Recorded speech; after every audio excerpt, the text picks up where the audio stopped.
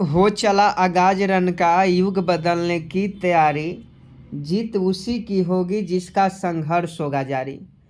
जी हाँ दोस्तों, welcome to my YouTube channel. Bihar police के लाइव क्लास में आप सभी का स्वागत है। और जैसा कि आप सभी जानते हैं, बिहार पुलिस की 21,391 पदों की जो परीक्षा है वो बहुत जल्द कंडक्ट करवाई जा रही है और आपके पास बहुत ही कम समय है, क्योंकि एग्ज़ाम डेट जो है एग्ज़ाम होने में अभी आपका बहुत ही कम समय है। तो अगर आपकी तैयारी नहीं है, अगर आपकी ज़ीरो तैयारी है, तो आप डेली हमारे साथ 10 बजे आएँ या प्रीवियस ईयर जितने भी क्लास हैं उसको देख लीजिएगा। जो पिछला क्लास है उसको आप देखिएगा, आपको बहुत ज़्यादा बेनिफिट मिलेगा। और आपको हम ये वादा करते हैं कि जो भी हम क्लास करवा रहे हैं उसमें 65 से 70 क्वेश्चन जो है आपके इसी सब क्लास से पूछे जाएंगे। जो भी जीके जीएस का क्वेश्चन होते हैं वो सभी जो क्वेश्चन है वो इसी क्लास से पूछे जाएंगे। जीके जीएस और करंट अफेयर्स का हिंदी में हिंदी व्याकरण आपको कवर करना होगा, समझे कि नहीं? क्योंकि इस बार सिलेक्शन लेना है तो मेहनत करना पड़ेगा। और पॉलिटी का जितने भी महत्वपूर्ण प्रश्न है पॉलिटी का, वो सभी क्वेश्चन हम करवाने वाले हैं, चाहे वो संविधान से संबंधित हो या जो भी पॉलिटी से हो, राजनीति से हो, सभी क्वेश्चन हम आपको करवाएंगे। तो आप सभी से एक ही रिक्वेस्ट है कि आप सभी जो है वीडियो में शुरू से लेकर अंत तक बने रहें। देखिए, आज का पहला क्वेश्चन है कि राज्य पुनर्गठन आयोग के अध्यक्ष कौन थे। ये क्वेश्चन बहुत इंपॉर्टेंट है और पूछा गया है, तो एक का सही सही जवाब बताएं कि राज्य पुनर्गठन आयोग के अध्यक्ष कौन है। जल्दी से बताएं। एक का अगर आप ऑप्शन बी फजल अली बता रहे हैं तो आपका बिल्कुल सही जवाब है। राज्य पुनर्गठन आयोग के अध्यक्ष कौन है तो फजल अली हैं। एक का अगर आप ऑप्शन बी फजल अली बता रहे हैं तो आपका बिल्कुल सही जवाब है। अगला क्वेश्चन देखिए, 2 नंबर, भाषा के आधार पर गठित प्रथम राज्य कौन है। 2 का सही सही जवाब बताएं। भाषा के आधार पर गठित प्रथम राज्य कौन है तो 2 का अगर आप ऑप्शन डी आंध्र प्रदेश बता रहे हैं तो आपका बिल्कुल सही जवाब हो जाएगा। भाषा के आधार पर गठित प्रथम राज्य कौन है तो आंध्र प्रदेश है। ऑप्शन डी आंध्र प्रदेश आपका बिल्कुल सही जवाब है। क्वेश्चन पूछा जाता है कि भाषा के आधार पर गठित राज्य कौन है, आंध्र प्रदेश है। आगे देखिए, भारत की नागरिकता किस प्रकार की है। 3 का सही सही जवाब बताएं। भारत की नागरिकता किस प्रकार की है तो भारत की जो नागरिकता है वह एकल है। एकल भारत की नागरिकता है। 3 का ऑप्शन है बिल्कुल सही जवाब हो जाएगा। अगला क्वेश्चन देखिए, भाषाई आधार पर राज्य का पुनर्गठन हुआ। 4 का सही सही जवाब बताएं। भाषाई आधार पर राज्यों का पुनर्गठन कब हुआ तो 4 का अगर आप ऑप्शन डी 1956 बता रहे हैं तो आपका बिल्कुल सही जवाब है। भाषाई आधार पर राज्यों का पुनर्गठन कब हुआ, 1956 में हुआ। अगला क्वेश्चन देखिए, अस्पृश्यता का अंत किया गया। 5 का सही सही जवाब बताएं। अस्पृश्यता का अंत किया गया।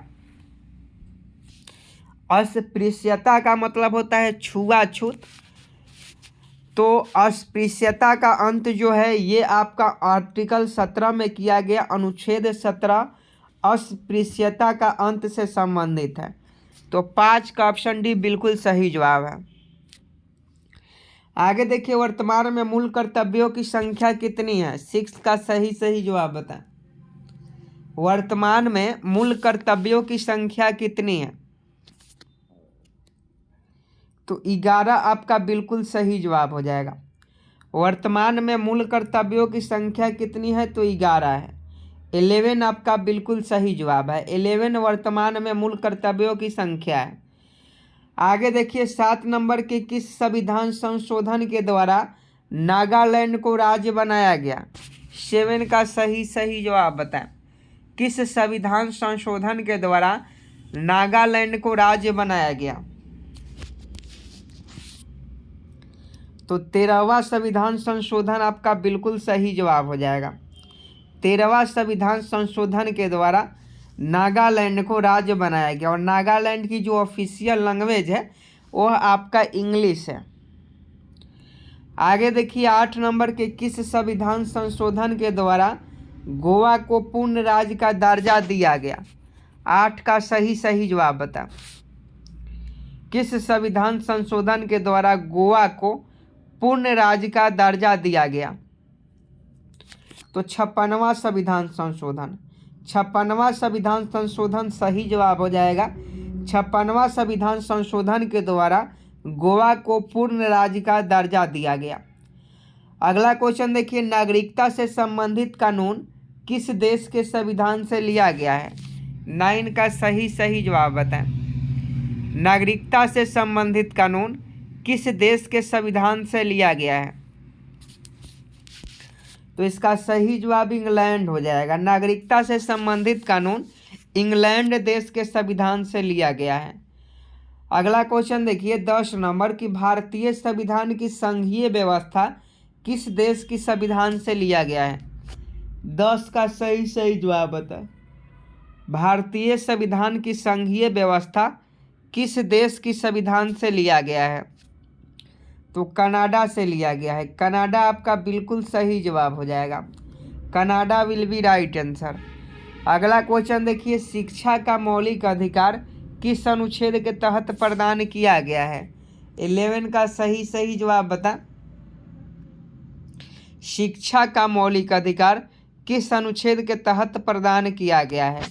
तो आर्टिकल 21 के क हो जाएगा। आर्टिकल 21 के क आपका बिल्कुल सही जवाब है। आगे देखिए 12 नंबर की नागरिकता किस सूची का विषय है? 12 का फटाफट सही जवाब बता। नागरिकता किस सूची का विषय है? नागरिकता जो है आपका राज्य सूची का विषय है। राज्य सूची आपका बिल्कुल सही जवाब हो जाएगा। नागरिकता किस सूची की विषय है? तो राज्य सूची की विषय है। आगे देखिए 13 नंबर, नागरिकता से संबंधित कानून का प्रावधान संविधान के किस भाग में किया गया है? 13 का सही जवाब बताएं। नागरिकता से संबंधित कानून का प्रावधान संविधान के किस भाग में किया गया है? तो भाग 2 आपका बिल्कुल सही जवाब हो जाएगा। भाग 2 आपका क्या होगा? विल बी राइट आंसर होगा। नागरिकता से संबंधित कानून का प्रावधान संविधान के भाग 2 में किया गया है। ऑप्शन बी बिल्कुल सही जवाब हो जाएगा। ये क्वेश्चन याद रखिएगा। अगला क्वेश्चन देखिए, राज्य के नीति निर्देशक सिद्धांत का वर्णन संविधान के किस भाग में किया गया है? बहुत ही महत्वपूर्ण क्वेश्चन है और फटाफट सही जवाब बताएं कि इसका सही जवाब क्या हो जाएगा। राज्य के नीति निर्देशक सिद्धांत का वर्णन संविधान के किस भाग में किया गया है? तो भाग 4 आपका बिल्कुल सही जवाब हो जाएगा। भाग 4 में राज्य के नीति निर्देशक सिद्धांत का वर्णन संविधान में किया गया है। तो भाग 4 आपका बिल्कुल सही जवाब है। और टेलीग्राम से नहीं ज्वाइन किए हैं तो टेलीग्राम से ज्वाइन कर लीजिए, क्योंकि बिहार पुलिस के एग्ज़ाम में मदद यहीं से आपको मिलेगी। तो टेलीग्राम से आप लोग ज्वाइन जरूर कर लीजिए। अगला क्वेश्चन देखिए, देशीकरण के द्वारा भारतीय नागरिकता को प्राप्त करने के लिए भारत में कितने वर्षों तक निवास करना आवश्यक है? 15 का सही जवाब बताएं। देशीकरण के द्वारा भारतीय नागरिकता को प्राप्त करने के लिए भारत में कितने वर्षों तक निवास करना आवश्यक है? तो 5 वर्षों तक। 5 वर्षों तक निवास करना आवश्यक है। आगे देखिए, प्रश्नकाल की समय सीमा कितनी होती है? 16 का सही जवाब बताएं। प्रश्नकाल की समय सीमा कितनी होती है? तो ये आपका 2 घंटा हो जाएगा। 2 घंटा प्रश्नकाल की समय सीमा होती है। आगे देखिए, व्यक्तिगत स्वतंत्रता के लिए आवश्यक रीट कौन सा है?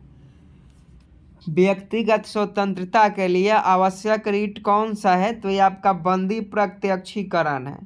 बंदी प्रत्यक्षीकरण व्यक्तिगत स्वतंत्रता के लिए आवश्यक रीट है। आगे देखिए, संसद के संयुक्त अधिवेशन को कौन बुलाता है? 18 का सही जवाब बताएं। संसद के संयुक्त अधिवेशन को कौन बुलाता है? तो राष्ट्रपति बुलाता है। ऑप्शन डी बिल्कुल सही जवाब हो जाएगा।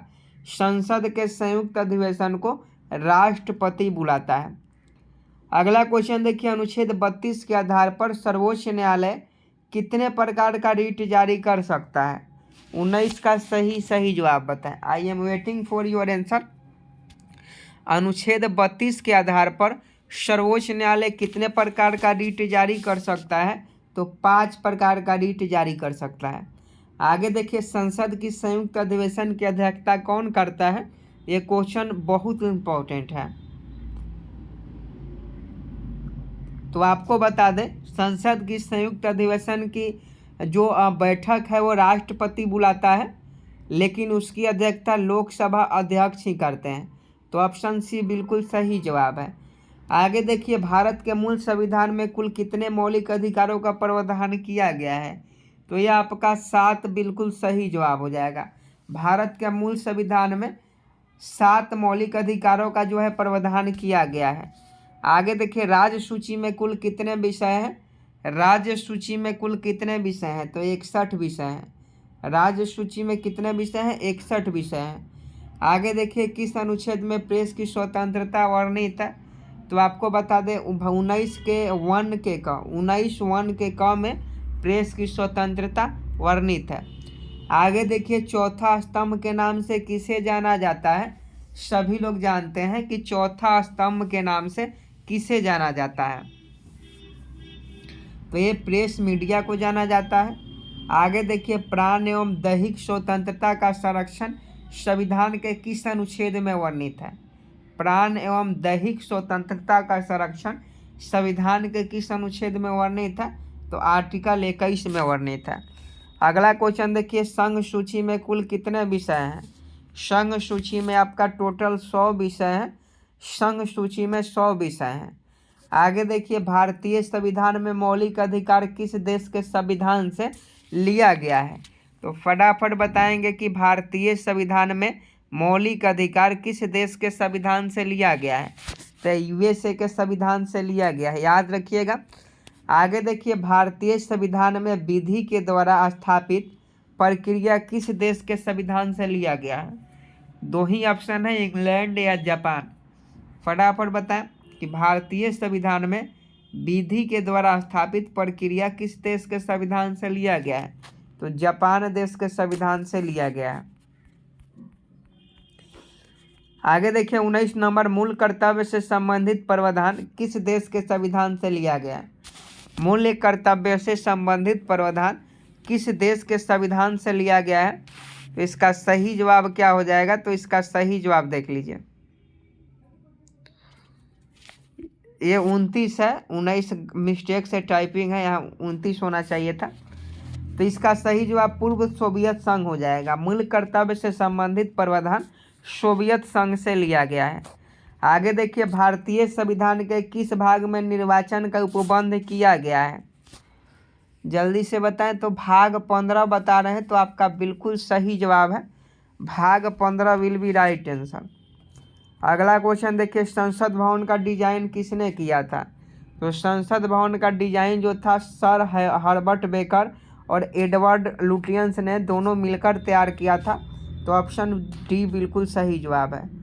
आगे देखिए, राज्य पुनर्गठन आयोग की स्थापना कब हुई? आपको अभी बताएं, 1953 में की गई। आगे देखिए, अभी तक भारतीय नागरिकता अधिनियम 1955 में कितनी बार संशोधन हो चुका है? अभी तक भारतीय नागरिकता अधिनियम 1955 में कितनी बार संशोधन हो चुका है? तो ये 6 बार संशोधन हो चुका है। आगे देखिए, मौलिक अधिकार का वर्णन भारतीय संविधान के किस भाग में किया गया है?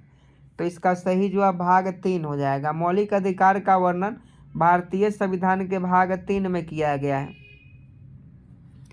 आगे देखिए, भारतीय संविधान में आपातकालीन उपबंध किस देश के संविधान से लिया गया है? तो जर्मनी के संविधान से लिया गया, याद रखिएगा। ऑप्शन है बिल्कुल सही जवाब है। नेक्स्ट प्रश्न देखिए, 36 नंबर, भारतीय संविधान के किस अनुच्छेद में उपाधियों का अंत किया गया है? उपाधियों का अंत, तो उपाधियों का जो अंत है आर्टिकल 18 आपको मिल जाएगा। आर्टिकल 18 में आगे देखिए, मौलिक अधिकारों का रक्षक माना जाता है तो सर्वोच्च न्यायालय को ही मानिएगा। सर्वोच्च न्यायालय और क्या, उच्च न्यायालय दोनों होते हैं मौलिक अधिकारों के रक्षक।